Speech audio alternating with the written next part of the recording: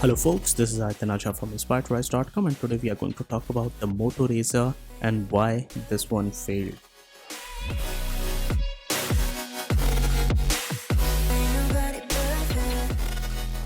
So guys, if you have been following the channel since quite a long time, you must know that we have already done a detailed unboxing for the same. Now let's talk about the Moto Razr's build and design. It's just 6.9mm thin, and I believe that it's one of the better designed phones in terms of ease of usage and access, and it weighs 205 grams, has a plastic front, plastic back, aluminum frame. It has a water repellent coating, comes with a foldable P AMOLED capacitive touchscreen display. There's also a second external display on the outside, and it also comes with a fingerprint sensor. This one comes with a Qualcomm Snapdragon 710 chipset, and I guess this is one of the main weak points for the smartphone. We will discuss this more later on. And apart from that, if we talk further about the build and design, it has the classic Moto Razr design. If you remember the Moto Razr V3 and V3i, it has almost similar design to that and carries some new form factor elements, has a foldable display, and I believe that the foldable display is one of the better implementations out there if I compare it to some other devices.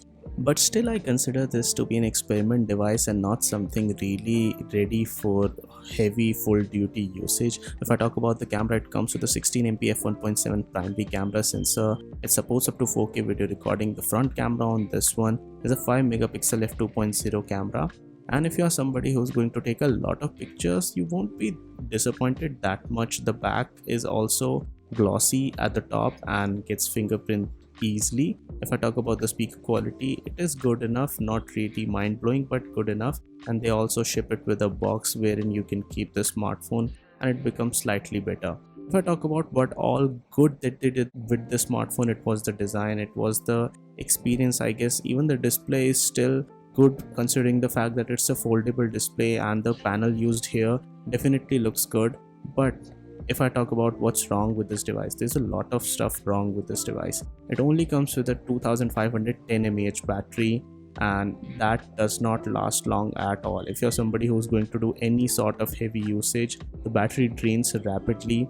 And if you're somebody who's going to nitpick a lot of stuff, you will see that the kind of money that you are spending for this device does not grant you the kind of performance or even the camera quality that you would expect from a device like this. So the camera quality was good enough, especially if you are somebody who's shooting in proper lighting conditions. But as soon as you go to slightly low light conditions, the camera looks a little bit worse for the viewer. So there are a lot of issues here. And if you just discount all of these things and just look at it from a usability perspective, I believe that dust would be a major problem for the smartphone if you're going to use it for a long period of time. The video quality was good enough, but there is no OIS here. It has a gyro EIS, and the front camera video was also good enough at 1080p.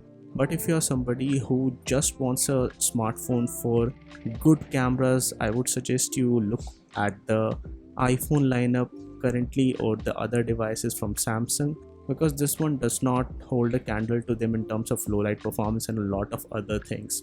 The biggest con for this device, as we discussed earlier, is the fact that it comes with a Snapdragon 710 chipset.